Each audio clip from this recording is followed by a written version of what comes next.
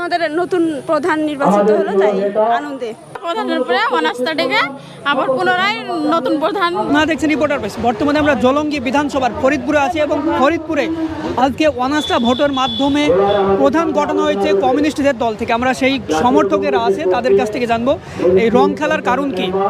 আমরা আবার আমারই পঞ্চায়েত ছিল, আমরা আবার ঘুরে পেলাম। পঞ্চায়েত বিগত দিনে আপনাদের আমারই ছিল, তারা নিয়েছিল তৃণমূল সরকার। হ্যাঁ তাদের পরাজিতর পরেই আবার পুনরায় ফিরে পেলেন। হ্যাঁ আবার পুনরায় আবার ফিরে পেলাম।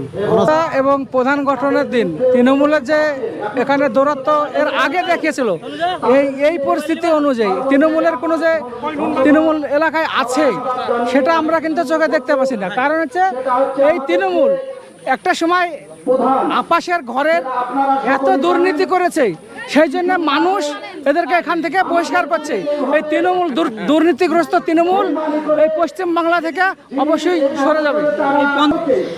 আমরা চেষ্টা করব ভালোভাবে উন্নয়ন করার, কারণ আমরা প্রধানের উপরে আস্থা হারিয়েছিলাম, ঠিক আছে, সেজন্য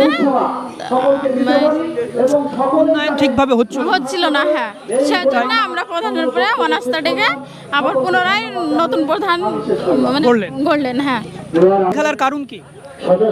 আমাদের নতুন প্রধান নির্বাচিত হলো, তাই আনন্দে। কোনো উন্নয়ন দেখতে পাইনি, আশা করছি এবার উন্নয়ন হবে।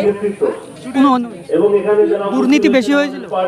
হ্যাঁ, বর্তমানে নতুন পঞ্চায়েত প্রধান গঠন হলো, এতে কতটা আশাবাদী যে জনসাধারণ উন্নয়ন হবে? অনেকটাই আশাবাদী, আমরা সবাই আশাবাদী, সেই জন্যই নির্বাচিত করা হলো। কোনো উন্নয়ন হয়নি, শুধু চুরি হয়েছে। উন্নয়ন না, কোনো দুর্নীতি। এবার উন্নয়ন আশা করছি, এবার করছি আশা, এর আগে হয়নি, এবার আশাটা করছি উন্নয়ন। নতুন প্রধান যে গঠন হয়েছে সেটা খুব আশাবাদী আমরা।